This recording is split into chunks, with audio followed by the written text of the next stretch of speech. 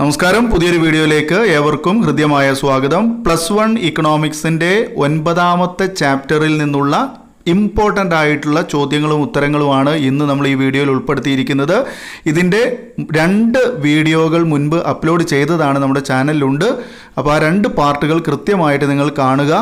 അതിന് കണക്റ്റ് ചെയ്തുകൊണ്ട് വേണം ഈ വീഡിയോ കാണാൻ. ഇതിൽ നമ്മൾ പ്രധാനമായിട്ടും 4 മാർക്കിൻ്റെയും 5 മാർക്കിൻ്റെയും അതുപോലെ 8 മാർക്കിൻ്റെ ഇമ്പോർട്ടൻ്റ് ആയിട്ടുള്ള പരീക്ഷയ്ക്ക് വരുമെന്ന് ഉറപ്പുള്ള എസ്സേ ചോദ്യവും ഈ ഒരു വീഡിയോയിലാണ് ഉൾപ്പെടുത്തിയിരിക്കുന്നത്. അപ്പോൾ തുടർച്ചയായിട്ടുള്ള വീഡിയോ ആണ്. അതിൻ്റെ ഒരു തുടർച്ച കിട്ടുന്നതിന് വേണ്ടി മുൻപത്തെ വീഡിയോ തീർച്ചയായിട്ടും നിങ്ങൾ കാണണം. ഈ വീഡിയോ നിങ്ങൾക്ക് ഉപകാരപ്പെടുമെന്ന് ഉറപ്പാണ്. തീർച്ചയായും നിങ്ങൾ എല്ലാവരിലേക്കും ഒന്ന് ഷെയർ ചെയ്യുക. അതുപോലെ ആദ്യമായി കാണുന്നവരുണ്ടെങ്കിൽ നമ്മുടെ ചാനലൊന്ന് സബ്സ്ക്രൈബ് ചെയ്ത് തൊട്ടടുത്ത് കാണുന്ന ബെല്ലൈക്കൺ എനേബിൾ ചെയ്ത് കഴിഞ്ഞാൽ തുടർന്നുള്ള എല്ലാ ക്ലാസ്സുകളും നിങ്ങൾക്ക് നോട്ടിഫിക്കേഷനായി ലഭിക്കും. അതുപോലെ നമ്മുടെ എല്ലാ വീഡിയോയ്ക്കും നിങ്ങൾ ഒരു ലൈക്ക് ചെയ്യാൻ മറക്കരുത്. ഓക്കെ, അപ്പോൾ നമ്മൾ ഇന്ന് ഉൾപ്പെടുത്തിയിരിക്കുന്നത് ലാൻഡ് ഡീഗ്രഡേഷനുമായി ബന്ധപ്പെട്ട ഒരു ടോപ്പിക്കാണ് ഫസ്റ്റ് കാണാൻ പോകുന്നത്. ലാൻഡ് ഡീഗ്രഡേഷൻ എന്ന് പറഞ്ഞാൽ എന്താണ്? മണ്ണിൻ്റെ അപചയമാണ്. ഇവിടെ ഇതൊരു 4 മാർക്കിൻ്റെ ചോദ്യമാണ്. മണ്ണിൻ്റെ അപചയത്തിനുള്ള കാരണങ്ങൾ എന്തൊക്കെയാണ്? മണ്ണിൻ്റെ അപചയത്തിനുള്ള കാരണം, അപചയം എന്ന് പറഞ്ഞാൽ മണ്ണ് നശിക്കുക എന്നുള്ളതാണ് അർത്ഥം. ഓക്കെ, അപ്പോൾ അതിൻ്റെ പ്രധാനപ്പെട്ട causes of land degradation, okay, important causes of land degradation, മണ്ണ് അപചയം സംഭവിക്കാനുള്ള, നശിക്കാനുള്ള ഏറ്റവും പ്രധാനപ്പെട്ട കാരണങ്ങൾ ഒന്ന് പറയുന്നത് ഡീഫോറസ്റ്റേഷനാണ്. അതായത് നമ്മൾ വനം നശിപ്പിക്കലാണ്. ഓക്കെ, നമ്മുടെ കാടൊക്കെ വെട്ടിത്തെളിപ്പിക്കുക എന്നുള്ള സംഭവം ഉണ്ടല്ലോ, കാട് നശിപ്പിക്കുക, അതാണ് മനഃപൂർവ്വമായിട്ട് നമ്മൾ കാട് നശിപ്പിക്കുന്നതിനെയാണ് നമ്മൾ എന്ത് പറയുന്നത്? ഡീഫോറസ്റ്റേഷൻ എന്ന് പറയുന്നത്. അതുപോലെ തന്നെ മറ്റൊന്ന്, നമ്മൾ ഈ വനങ്ങളിൽ പോയിട്ട് മരങ്ങൾ ഒക്കെ നമ്മൾ എന്തിനു വേണ്ടി ഉപയോഗിക്കും?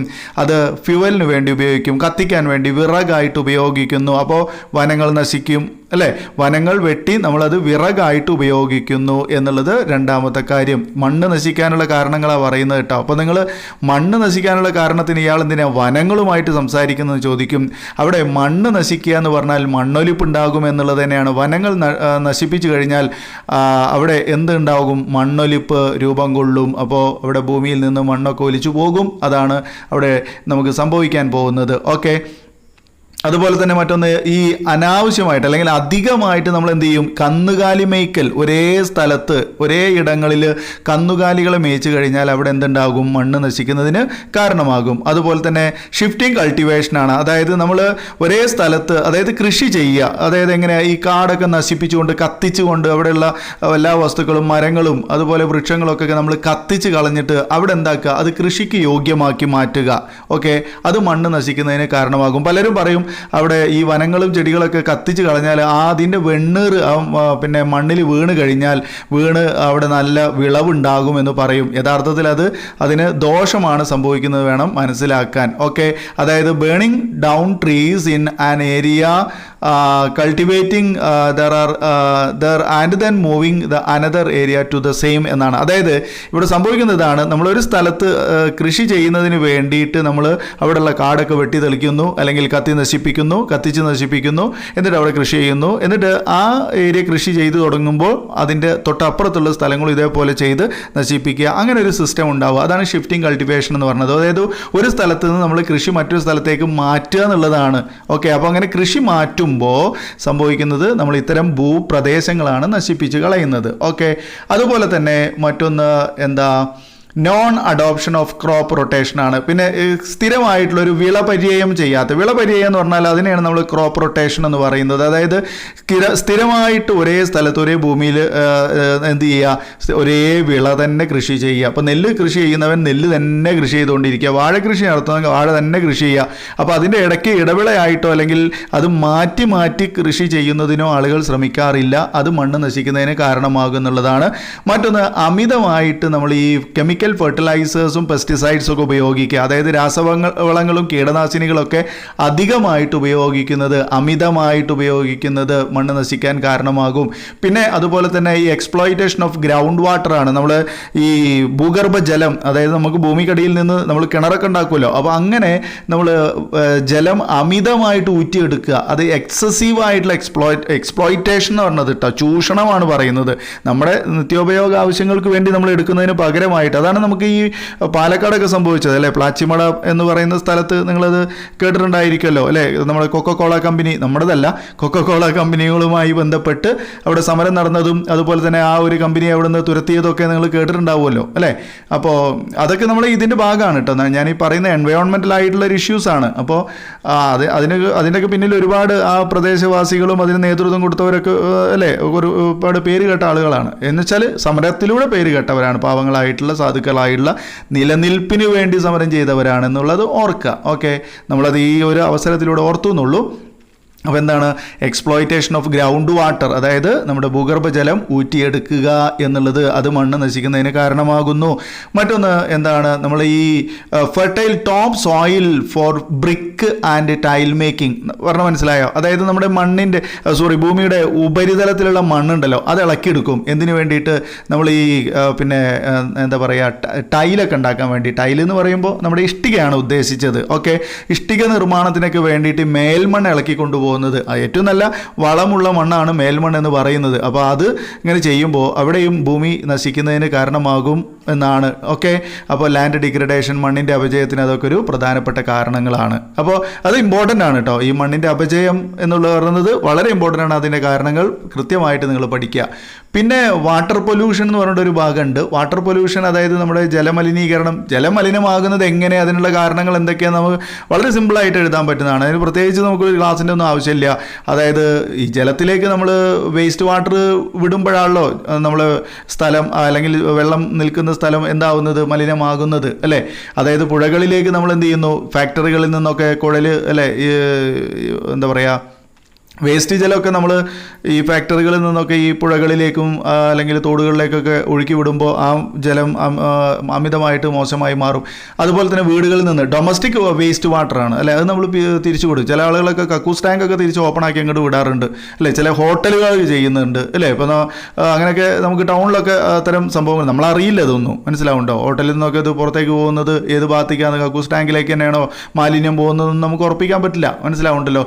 അപ്പോൾ ഡൊമസ്റ്റിക് വാട്ടർ എന്ന് വെച്ചാൽ ഗാർഹിക വേസ്റ്റ് വാട്ടറുകൾ, കുടുംബങ്ങളിലുള്ള അല്ലെങ്കിൽ ഓരോ വീടുകളിൽ നിന്നും വെള്ളം, മലിനമായ ജലം പുറത്തേക്ക് ഒഴുക്കുന്നത്. അതുപോലെ തന്നെ ഇൻഡസ്ട്രിയൽ വേസ്റ്റ് വാട്ടർ, അതായത് നമ്മുടെ ഇൻഡസ്ട്രി എന്ന് പറയുമ്പോൾ വ്യവസായശാലകളിൽ നിന്ന് പുറന്തള്ളപ്പെടുന്ന വേസ്റ്റ് വാട്ടർ. അതുപോലെ അഗ്രികൾച്ചറൽ റൺ ഓഫ്, അതുപോലെ തന്നെ നമ്മളെ കൃഷി സ്ഥലങ്ങളിൽ അതും മലിനം തന്നെയാണ്. കാരണം നമ്മൾ രാസവളങ്ങളും കീടനാശിനികളൊക്കെ തളിച്ചു കഴിഞ്ഞാൽ ഈ വെള്ളം ഒഴുകിയിട്ടാണല്ലോ എന്ത് ചെയ്യുന്നത്, പുഴകളിലേക്കും അതുപോലെ തന്നെ മറ്റു തോടുകളിലേക്കൊക്കെ ഒഴുകിയെത്തുന്നത്. അത് നേരെ നമ്മുടെ കിണറ്റിലേക്കൊക്കെ എത്തും, മനസ്സിലായോ. അപ്പോൾ അങ്ങനെ ജലം മലിനമാകാൻ അത് കാരണമാകും എന്നുള്ളതാണ്. കൃത്യമായിട്ട് മനസ്സിലായല്ലോ. ഇനി ഈ എൻവയോൺമെൻറ്റിനെ പ്രൊട്ടക്റ്റ് ചെയ്യാൻ വേണ്ടിയിട്ട് ഇന്ത്യയിൽ ഉണ്ടാക്കിയിട്ടുള്ള പ്രധാനപ്പെട്ട 2 സംഘടനകളുണ്ട്. അതായത് പരിസ്ഥിതി സംരക്ഷണവുമായി ബന്ധപ്പെട്ട് ഇന്ത്യയിൽ ഉണ്ടായിട്ടുള്ള 2 സംഘടനകൾ. അത് അങ്ങനെ തന്നെ പ്രത്യേകമായിട്ട് ചോദിക്കാറുണ്ട്. അതിലൊന്ന് ചിപ്കോ മൂവ്മെൻ്റ് ആണ്, ചിപ്കോ പ്രസ്ഥാനമാണ്. രണ്ടാമത്തേത് ആപ്പിക്കോ പ്രസ്ഥാനമാണ്. ചിപ്കോ പ്രസ്ഥാനം, ആപ്പിക്കോ പ്രസ്ഥാനം, ഏതൊരു മിഠായിൻ്റെ പേരുണ്ടല്ലോ അല്ലേ, ആപ്പിക്കോ അല്ല, അതേപോലെ ഒരു മിഠായിൻ്റെ പേരുണ്ട്. ഞാൻ മിഠായിൻ്റെ പേര് ഇവിടെ പറയുന്നില്ല, എനിക്ക് അറിയാഞ്ഞിട്ടല്ല, ഞാനത് ഇവിടെ പരസ്യമാക്കി പറയേണ്ടതെന്ന് വിചാരിച്ചിട്ടാണ്. ഓക്കെ, അപ്പോൾ ചിപ്കോ പ്രസ്ഥാനവും അതുപോലെ തന്നെ ആപ്പിക്കോ പ്രസ്ഥാനവും ഇന്ത്യയിൽ ഈ പരിസ്ഥിതി സംരക്ഷിക്കുന്നതിന് വേണ്ടി രൂപീകരിക്കപ്പെട്ട 2 പ്രസ്ഥാനങ്ങളാണ്. ചിപ്കോ പ്രസ്ഥാനം ആരംഭിച്ചത് സുന്ദർലാൽ ബഹുഗുണ എന്ന് പറയുന്ന വ്യക്തിയാണ്. സുന്ദർലാൽ ബഹുഗുണ, ബുക്കിൽ അതിൻ്റെ പേരൊന്നുമില്ല, പക്ഷേ ഞാൻ കൂടെ പറയുന്നുള്ളൂ. അപ്പോൾ ചിപ്കോ മൂവ്മെൻറ്റ് എവിടെയാണ്, ഹിമാലയൻ വനങ്ങളെ പ്രൊട്ടക്റ്റ് ചെയ്യാൻ വേണ്ടിയിട്ടാണ് കേട്ടോ. ഹിമാലയൻ വനങ്ങളെ സംരക്ഷിക്കുന്നതിന് വേണ്ടിയിട്ട് രൂപീകരിക്കപ്പെട്ട സംഘടനയാണ് ചിപ്കോ മൂവ്മെൻ്റ് എന്ന് പറയുന്നത്. ഓക്കെ, അതുപോലെ തന്നെ മറ്റൊന്ന് കർണാടകത്തിലെ സാൽക്കീനി എന്ന് പറയുന്ന പ്രദേശത്തെ വനങ്ങളെ പ്രൊട്ടക്റ്റ് ചെയ്യാൻ വേണ്ടിയിട്ട് ഇന്ത്യയിൽ ക്രിയേറ്റ് ചെയ്യപ്പെട്ടതാണ്, ഉണ്ടാക്കിയെടുത്ത മറ്റൊരു മൂവ്മെൻ്റാണ് ആപ്പിക്കോ മൂവ്മെൻറ്റ് അല്ലെങ്കിൽ ആപ്പിക്കോ പ്രസ്ഥാനം എന്ന് പറയുന്നത്. ചേരുംപടി ചേർക്കാനൊക്കെ ഇത് സാധാരണ വരാറുള്ളൂ. ഓക്കെ, ഓർമ്മയിൽ വയ്ക്കുക. ദെൻ അടുത്തൊരു ഇമ്പോർട്ടൻ്റ് ആയിട്ടുള്ള ടോപ്പിക്കാണ് എസ്എയിലേക്കാണ് നമ്മൾ പോകുന്നത്. അപ്പോൾ എസ്എ എന്ന് പറയുന്നത് എന്താണ്, സ്ട്രാറ്റജീസ് ഫോർ സസ്റ്റൈനബിൾ ഡെവലപ്മെൻറ്റ് എന്നുള്ളതാണ്. സുസ്ഥിര വികസനം നിലനിർത്തുന്നതിന് വേണ്ടിയിട്ട് നമ്മൾ ഉപയോഗിക്കുന്ന തന്ത്രങ്ങൾ എന്തൊക്കെയാണ്, സുസ്ഥിര വികസനം ഉണ്ടാക്കാൻ വേണ്ടി നമ്മൾ ഏതൊക്കെ തരത്തിലുള്ള തന്ത്രങ്ങളാണ് പ്രയോഗിക്കേണ്ടത് എന്നാണ് ചോദ്യം. ഓക്കെ, അത് കഴിഞ്ഞ വർഷം ഈ കുട്ടികൾക്കൊക്കെ ചോദിച്ചതാണ്. അതായത് റെഗുലർ സ്റ്റുഡൻസിന് ചോദിച്ച ചോദ്യമാണ്.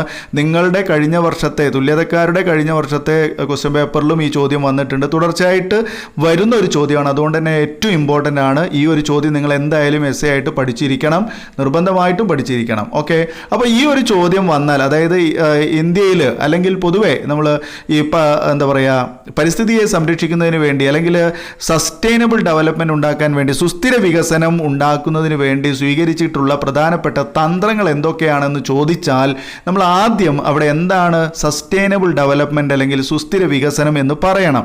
എന്താണ് സുസ്ഥിര വികസനം എന്ന് പറഞ്ഞാൽ, ഭാവി തലമുറയുടെ താല്പര്യങ്ങൾക്ക് യാതൊരു കോട്ടവും തട്ടാതെ ഇന്നത്തെ തലമുറ മുന്നേറുന്ന പുരോഗതി. സംഭവം മനസ്സിലായോ? ഒന്നും ഉണ്ടാവില്ല അല്ലേ? ഭാവി തലമുറയുടെ താല്പര്യം, അത് ക്ലിയർ അല്ലേ? അതായത് വരാനിരിക്കുന്ന ഒരു തലമുറ, നമുക്ക് ശേഷം ഭൂമിയിൽ വീണ്ടും നമ്മുടെ തലമുറകൾ ഇനി വരാനിരിക്കുന്നുണ്ട് നമുക്കറിയാലോ. അപ്പോൾ ആ ഭാവി തലമുറയ്ക്ക് വേണ്ടിയിട്ട് നമ്മൾ എന്ത് ചെയ്യണം? നമ്മൾ ഇന്ന് ഭൂമിയിൽ നമ്മൾ എന്തൊക്കെ അനുഭവിക്കുന്നുണ്ടോ, നമുക്ക് എന്തൊക്കെ ഭൂമിയിൽ നിന്ന് കിട്ടുന്നുണ്ടോ, നല്ലത് കിട്ടാം, മോശമായിട്ടുള്ള കാര്യങ്ങളല്ല, ആ നല്ല നല്ല കാര്യങ്ങൾ നമ്മൾ എന്ത് ചെയ്യണം? നമ്മൾ അനുഭവിക്കുന്ന ഏറ്റവും നല്ല നല്ല കാര്യങ്ങളൊക്കെ നമുക്ക് വേണ്ടി മാത്രമുള്ളതല്ല, മറിച്ച് വരാനിരിക്കുന്ന ഭാവിയിൽ വരാനിരിക്കുന്ന ആ തലമുറക്ക് കൂടി ഉള്ളതാണ്. അങ്ങനെയുള്ളൊരു വികസനമാണ് നമ്മൾ എപ്പോൾ ചെയ്യേണ്ടത്? ഇപ്പോൾ നമ്മൾ ജീവിച്ചിരിക്കുമ്പോൾ ചെയ്യേണ്ടത്. അതായത് നമ്മൾ ഇന്ന് ഒരു പാലം ഉണ്ടാക്കുന്നു, അല്ലെങ്കിൽ റോഡ് ഉണ്ടാക്കുന്നു, അല്ലെങ്കിൽ ഒരു ബാങ്ക് ഉണ്ടാക്കുന്നു, അല്ലെങ്കിൽ നമ്മളൊരു വൃക്ഷം നടുന്നു, അല്ലേ, മരങ്ങൾ നടുന്നു. ഇതൊക്കെ നമുക്ക് വേണ്ടി മാത്രമല്ല, വരാനിരിക്കുന്ന തലമുറക്ക് കൂടി ഉപയോഗിക്കാനുള്ളതാണ്. നമ്മുടെ പറമ്പിൽ, നമ്മുടെ വീട്ടിലൊക്കെ നമുക്ക് കിട്ടുന്ന ഈ തേങ്ങയും അല്ലെങ്കിൽ നാളികേരം എന്ന് പറയുന്ന സാധനം, മാങ്ങ അല്ലെങ്കിൽ ചക്ക, ഇതൊക്കെ നമ്മളായിട്ടുണ്ടാക്കിയതായിരിക്കണം എന്ന് ഉറപ്പൊന്നുമില്ലല്ലോ. നമുക്ക് മുമ്പേ പോയ തലമുറ നിർമ്മിച്ചു വെച്ചതാണ്. അപ്പോൾ അവർക്ക് അത് കൃത്യമായ സമയത്ത് അവർക്കത് ഉപയോഗിക്കാൻ കഴിഞ്ഞെന്ന് വരില്ല.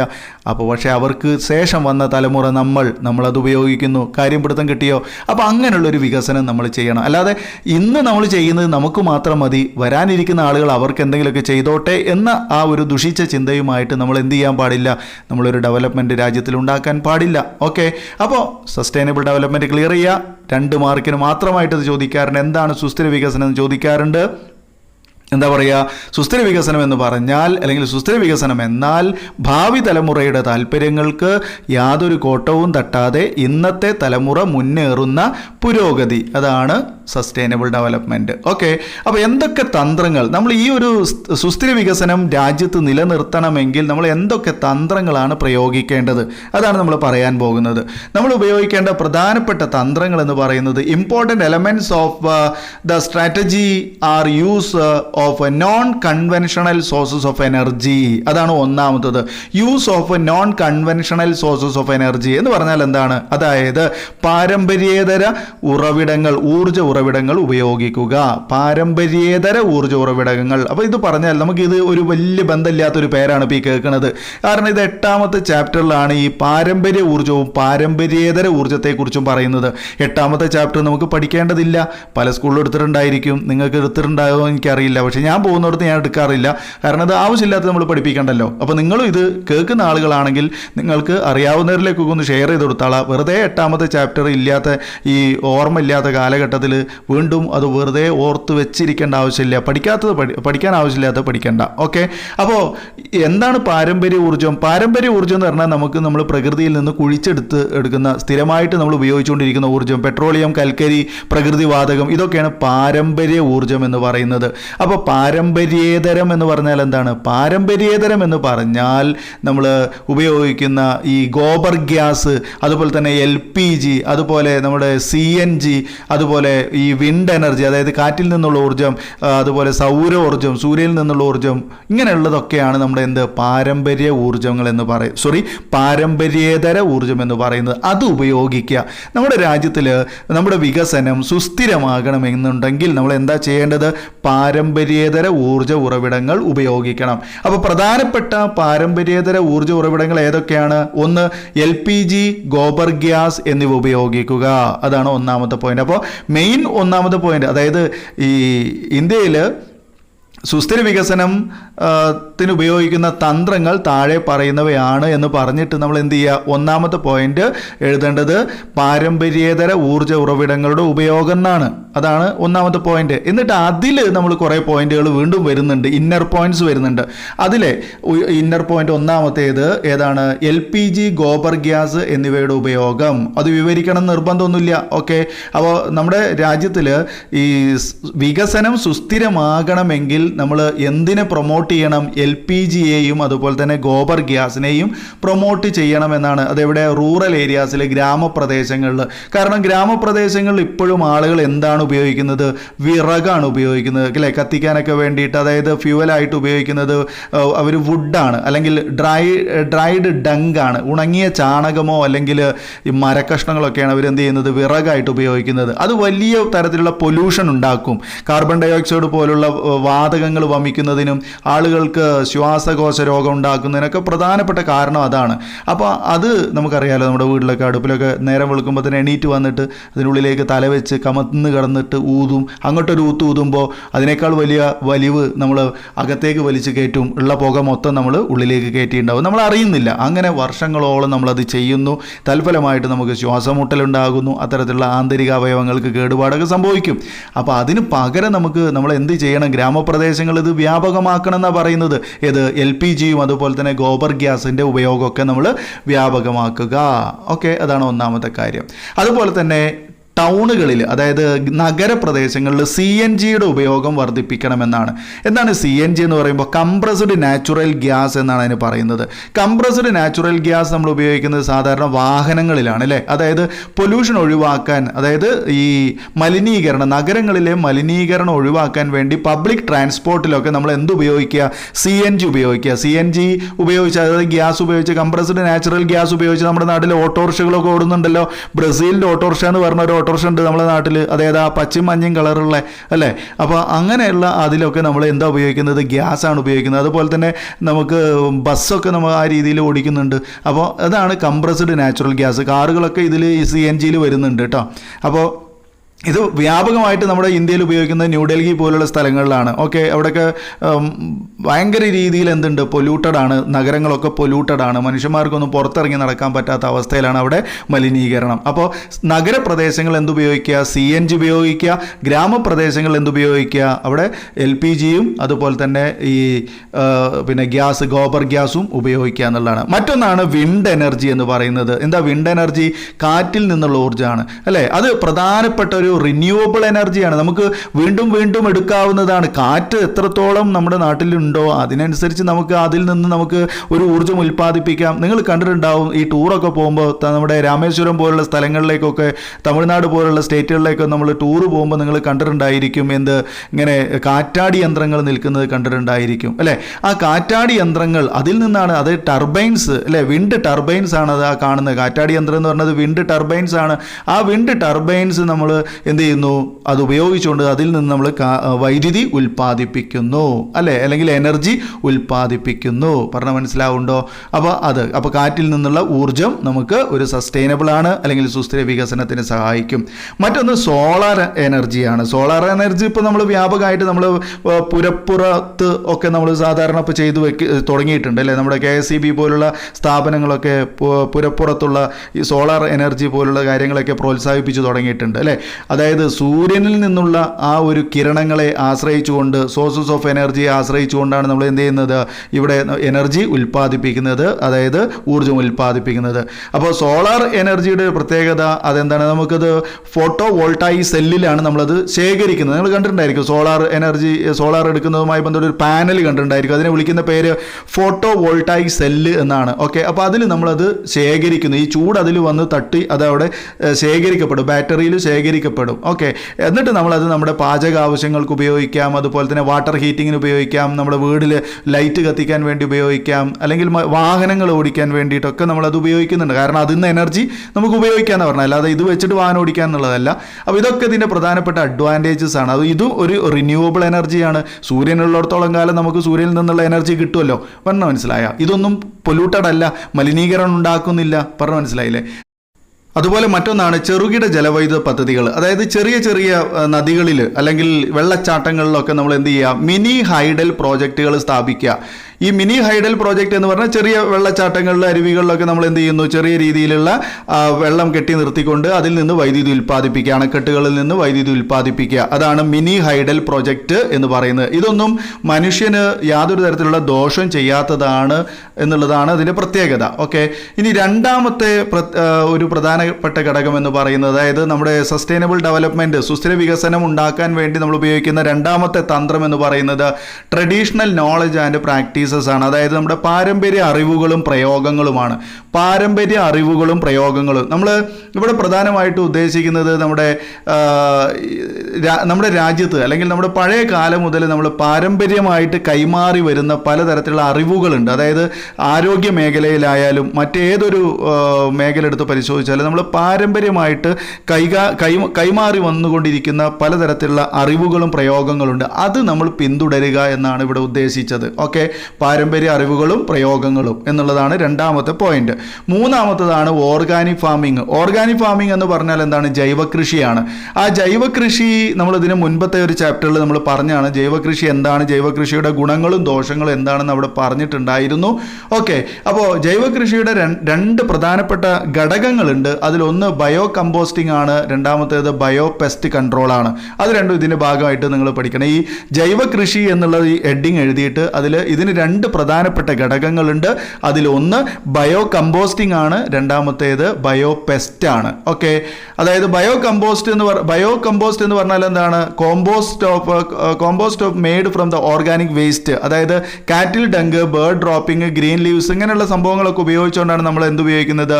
ഈ ബയോ കമ്പോസ്റ്റിംഗ് ഉണ്ടാക്കുന്നത്. ഓക്കെ, അതായത് ഈ നമ്മുടെ ചാണകം, അതുപോലെ തന്നെ പിന്നെന്താ ഈ പച്ചിലകൾ, ഇതൊക്കെ ഇട്ടിട്ടാണ് നമ്മൾ ബയോ കമ്പോസ്റ്റിംഗ് ഉണ്ടാക്കുക.